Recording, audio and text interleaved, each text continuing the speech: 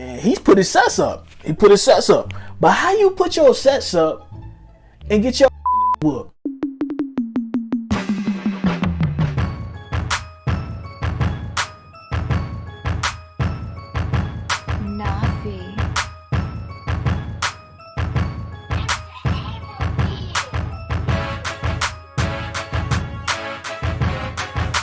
What is poppin', guys? Boy, Big Bro Drain. I'm back with another one, man. And today's podcast, Big Bad Podcast. The internet gave me so much material to work with this week. I hated that I said I was going to put videos out on Thursday because I really wanted to put this video out yesterday. This weekend gave us the Montgomery Brawl, the Jake Paul Nate Diaz Brawl. The couple days before was Errol Spence and Terrence Crawford. And then the freaking Jose Ramirez and Tim Anderson fight happened too. Not to mention a whole lot of other stuff happening in the news. Lizzo and the Chinese naval soldiers getting arrested, man. This is going to be a good one, so make sure you guys stay tuned. In typical Big Bad Podcast style, I got to start with the military stuff first. Alright, so I'm going to play this video and I'm going to talk about it. First time ever, a San Diego service member has been charged with espionage for selling secret documents to China. Good evening and thank you for joining us. I'm Carlo Cicchetto. And I'm Jesse Pagan, in for Marcella Lee. Petty Officer Patrick Way was stationed at Naval Base San Diego on board the USS Essex. CBS 8's David Goffredson was in federal court this afternoon when prosecutors said Way told another sailor he was involved in espionage.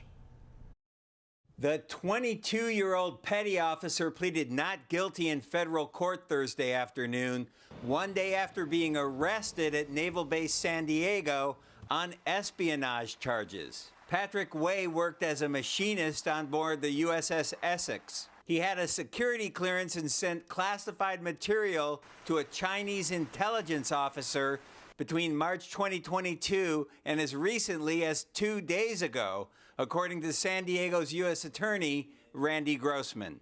So apparently these two Navy soldiers were, they look to be of Asian descent. Don't cancel me. They look Asian. And they were giving secrets over to the Chinese via files that they had on their computers and telephone calls and just giving out secrets. And the media kind of swooped over this. Like I saw the news story this weekend. They probably did maybe 1 or 2 days of news stories about it, and then they stopped talking about it. I don't know why. I don't know. I'm not saying it's like some type of government cover up, but it's a little fishy that they just walk right over this because espionage is like a big deal. Like if you giving secrets to the Chinese, you could potentially be putting national security at risk for everybody that live in the United States and United States citizens abroad, right? So I don't know why they skimmed over it, but what they were saying was that these guys have been talking to Chinese counterintelligence for years, and they just not getting caught. One of them even made like $20,000 off of one deal with the Chinese, and that's the one that the United States government found out about. So more on this story later. But just want to keep you guys abreast on that. If you ain't seen it in the news, that's what's going on. Another topic in military. I got a email from a gentleman. He said he want me to say his name. I ain't gonna say your last name. I'm just gonna say Dante. Okay. All right, Dante. I'm not even gonna start the letter of the last name because I don't want you to get in no trouble. But he says in the email, Big Bro Dre, can Army soldiers smoke weed if it's legal in Colorado? I'm about to be stationed there in 2 months. Let me know. So, Dante, first off, I know you got Google. So I know you probably done extensive research on this topic, as I did when you asked this question, even though I already knew the answer, right? And the answer is absolutely positively no. You cannot do drugs of any sort if you are a federal employee. So that means if you worked at the post office, you ain't supposed to be doing drugs, right? Because you're going to be drug screened, and they usually random drug screen.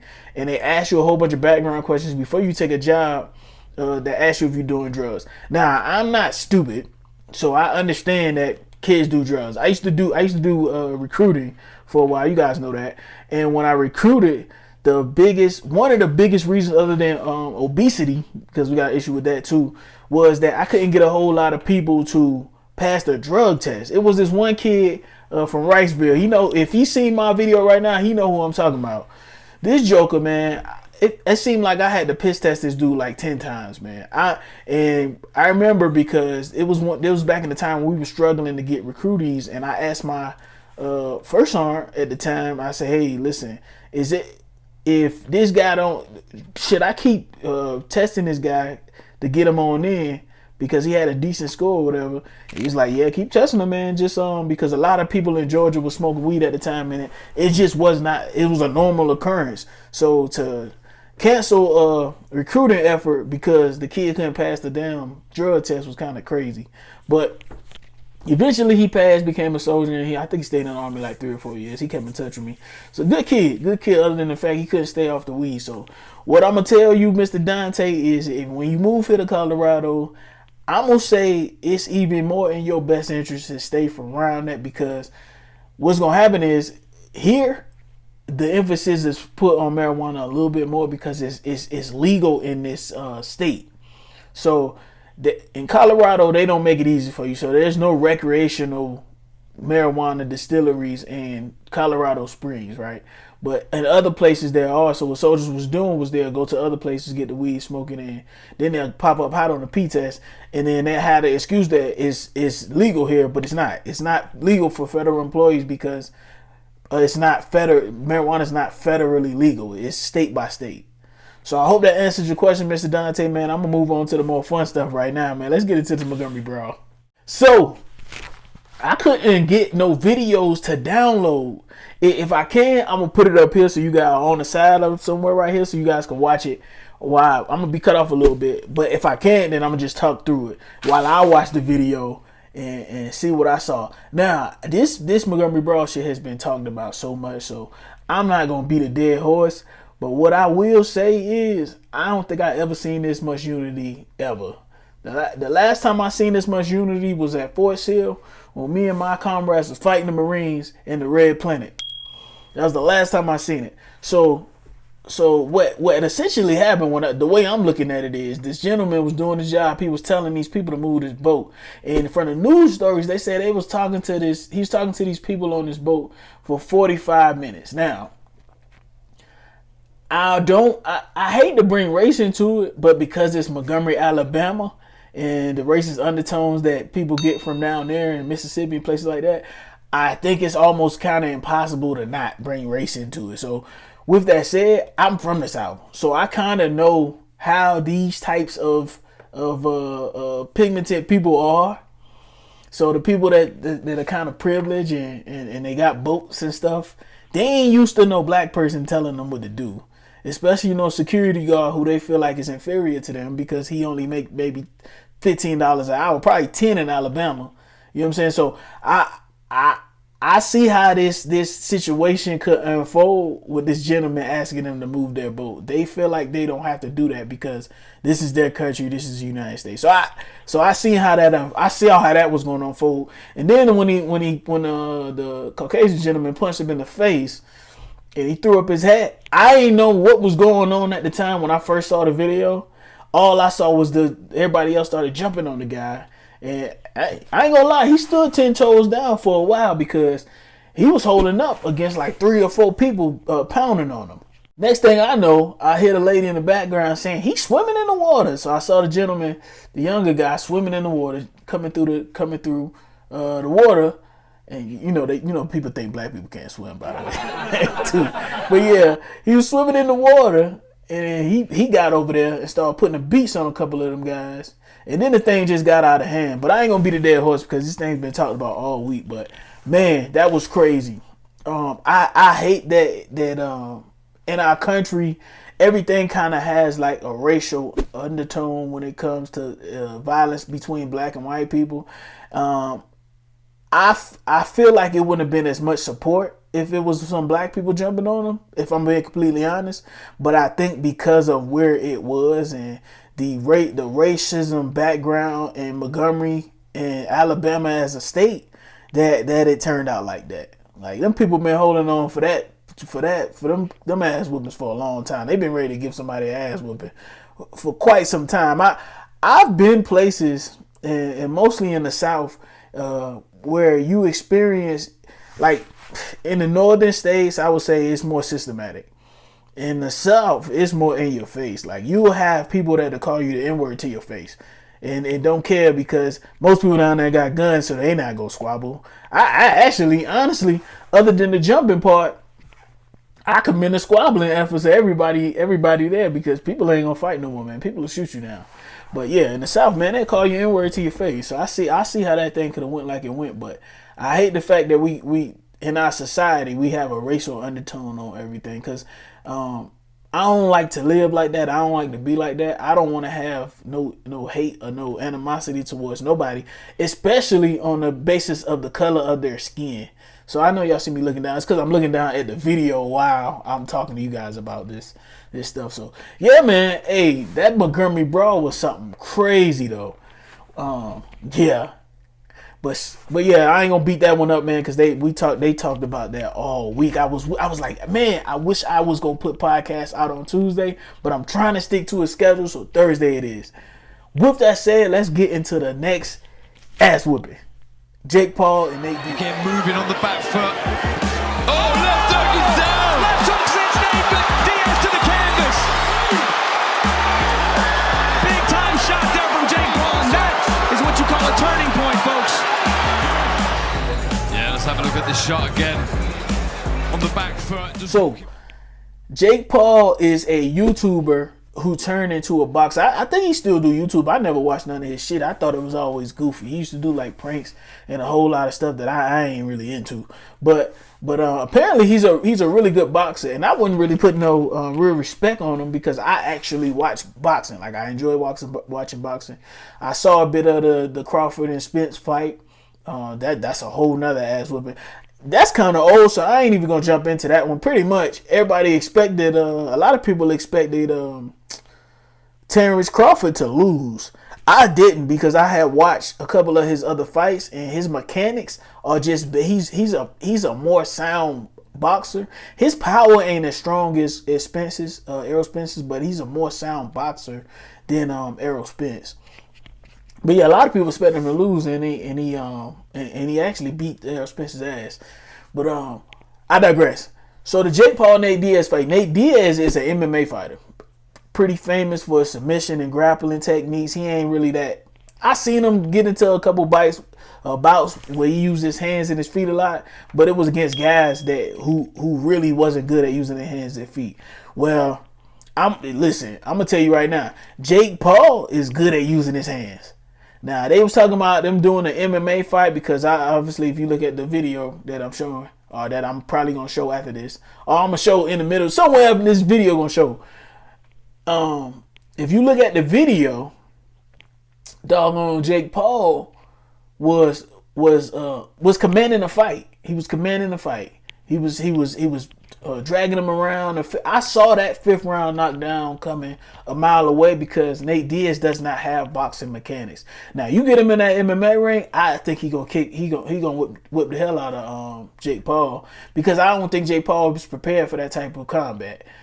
He gonna use a bunch of grappling and submission techniques that Jake Paul ain't never seen, a whole lot of shit like that. So yeah, man, that was a great a good fight, and I think we got to start giving Jake Paul some of his credit because he's no longer a YouTuber that boxes. He's a boxer that YouTubes now. So I think we got to start giving him some of his credit, man. Another gentleman we got to give credit to is Jose Ramirez.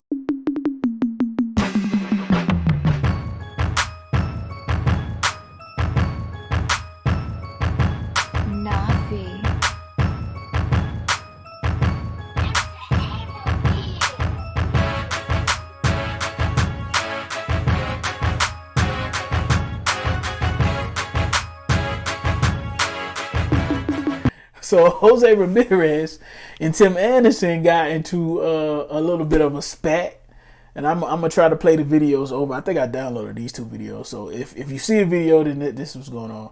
But listen, they got into a bit of a spat, and from the news reports and everybody talking about it online, they were saying that they already had beef, and that a lot of people don't like Tim Anderson because the way he disrespects the game of baseball.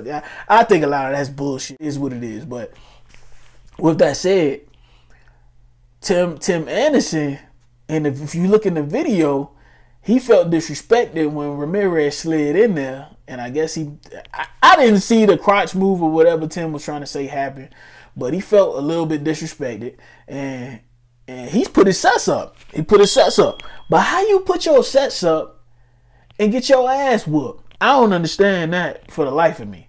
Like, how you put your sets up and get knocked the hell out? That's crazy to me. But yeah, he did that, and it was all over the news for the whole week of this whole week, right? And I was baffled at the fact that he put his sets up and got knocked down, man. But it could have went a little worse. I actually enjoy the fact that they allowed baseball players, even though they suspended Tim for 6 games, and they suspended, I think, Jose Ramirez for 3. In other sports, you can't just really get down like that. And I think they should bring that back. Like, I remember Larry Bird and Dr. J and even Michael Jordan, Charles Barkley and Shaq. Man, they used to throw them hands when they had disagreements. Now, old boy Adam Silver want to give you 100 games for that. The commissioner before him, R.I.P., I can't remember that brother's name. But I remember he gave Carmelo like 38 games or some crazy. It was like almost the whole length of the season, because he swung on Nate Robinson one time during the scuffle, and I was like, that's insane. But yeah, with that said, man, you can't. For you guys who have never been in a fight, I've been in a few of them, who have never been in a fight, which I'm finding more people have never been in a fight than used to be when I was growing up. Like, I talked to several people who ain't never been in a fight. Honestly, more men than women, to be honest. And for you guys who have never been in a fight, you don't start a fight and get knocked out. You're gonna have to live with that for the rest of your life. So yeah, that Tim Anderson shit was crazy. All right, man, this is another story, and I'm running through these topics because I gotta go to work. But this is another story that I saw this week, and I thought it was interesting because when you're in the music industry, people have a certain persona that they put on for the public, and they got a persona that they put on for behind closed doors. This Lizzo thing was kind of crazy. I was like, I can't stand for this anymore, and I have to say something. I just remain true to myself. What's most dangerous for Lizzo is that other people are coming forward going, yeah, that happened to us too. New fallout for Lizzo. 1 week after she was hit with a lawsuit for alleged sexual harassment, body shaming, and creating a hostile work environment, 6 more people are accusing the Grammy winner of bad behavior. I'm like, damn, this is a big deal. For me to be a grown woman that was pushed to the point of going to the bathroom on myself in the middle of a rehearsal, I'm a grown woman, I'm 24 years old. Lawyers representing her accusers tell ET they're reviewing new claims, including allegations of a sexually charged environment and failure to pay employees from people who say they toured with Lizzo. We are seen in this industry as people who don't even deserve to be paid for what they do. We fight tooth and nail to get paid. The singer has not responded to the latest accusations, but hit back against last week's lawsuit filed by 3 of her former backup dancers, calling the claims false and outrageous. A hearing is set for early next year, and now this, what could have been the singer's first concert since the allegations came to light, canceled. I had to stop what I was doing and sit with myself.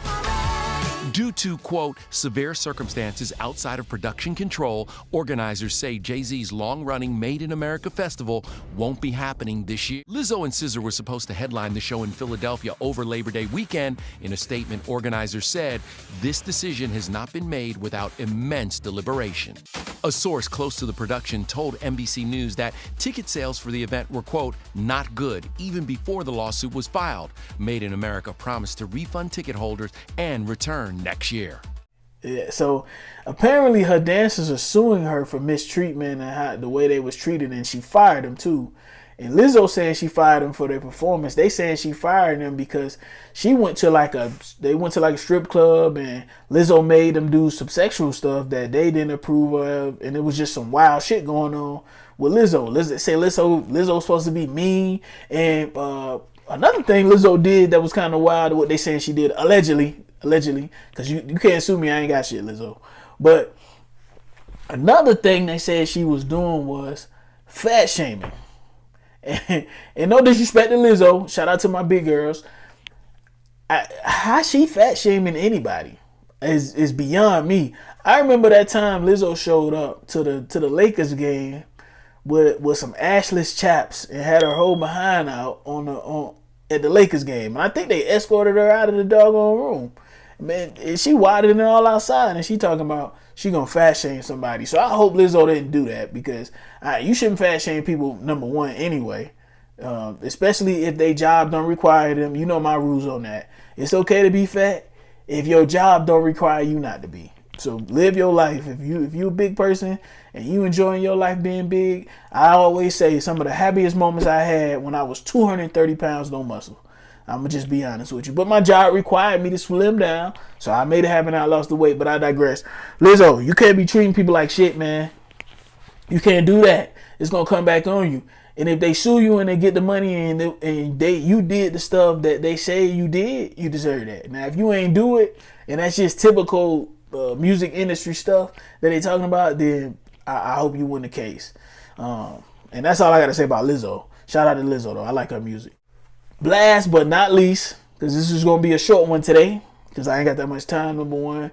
And number two, the topics I talked about was mostly violent, so YouTube might not even monetize this shit. So I guess I can cuss as much as I feel like it, honestly. Tory Lanez case, man. So Tory was, if you guys don't know, in the music, if you guys don't know, Tory Lanez was accused of allegedly shooting Meg Thee Stallion with a pistol, right? During an altercation that they had, I think a couple years ago. It was maybe two. This shit was before the pandemic, so it might have been almost 2.5 years ago. And this case has been ongoing. Well, he was looking at the maximum of 22 years yesterday, but California have these weird rules. So if you do whatever time you get, you got to do 85% of that time. So yesterday the judge hit him with a quick 10. Well, not a quick 10, but he hit him with 10 years. So he got to do like 8 years and some change in whatever time served. So he probably going to end up doing about 7. Because I think he's been in jail for like a year or something like that. What my problem with this is I always want to believe when somebody's injured, especially in a domestic abuse type thing, if it's a domestic thing, because they were dating. I always want to believe the victim and trust that the victim is saying the right thing. But I also like when there's evidence that supports that. And I don't think there was enough evidence in this case to support that Tory shot Meg Thee Stallion. Now, if he did shoot her, he's a piece of shit and they should lock him up for 20 years, because why are you shooting at anybody, let alone a woman? That's number one. You leave the legal shooters to all the shooting. People that get paid to do that. You leave them to that. But, hey, listen.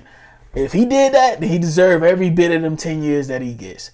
But I think that the judge had something out for him, and I think that the legal system did not work in his favor. I think there should have been more evidence presented. I don't think they presented enough evidence in this case to convict that man of that crime, especially when the only witness was the victim. The only person that actually witnessed and said that Tory did this was the victim. Even her friend didn't testify against Tory in the case. And if I'm wrong, y'all guys correct me in the comments, because I did a little bit of research on the case, watched a couple videos, saw a couple news stories, read a couple news articles, and that's what I saw from that case. So I just don't believe that he did enough. The legal system did enough to justify that. With that said, if he did that, in America we got so many domestic violence cases, it's sickening. So I hate to see when somebody is abused domestically in this country, because it's messed up. But yeah, if Tory did that shit, he deserved to go to jail, and that's the bottom line. All right, so this is the end of the podcast, but I gotta say, I really, really, really appreciate the support that y'all been giving to this podcast. I figured I would try this thing. I didn't know if it would be successful or fail, but in my book, it's a success. You guys have been putting the word out about the channel. We're receiving at least 30 new subscribers a day. I think the other day we got about 60 new subscribers. So somebody's telling somebody, and somebody's telling people to watch this. So I appreciate it. I saw in my analytics that my videos are being viewed outside of YouTube, which means somebody's sharing it. So I appreciate that as well. We're on the way to 10,000. That's what we're trying. That's my goal right now. That's what I'm trying to get to. 10,000 supporters, 10,000 subscribers. We're at 4 and some change right now. Last month we were at 3 at the very end of 3, about 3,900. So I appreciate you guys' support, man. You guys have added so much value to this channel. You guys' comments and your emails and your just seeing you guys in the street when you talk to me. I appreciate it, man. Shout out to you guys. Shout out to this guy I saw in the street the other day. I think his name was Devin. Don't make me lie. I forgot it. If I'm wrong, matter of fact, I'm gonna cut that out. But yeah, I definitely appreciate you guys' support for the channel, man. Appreciate you guys' support for my new podcast. I didn't know if this thing was gonna work, and it's working. So thank you guys. I see you guys in the next video. Peace.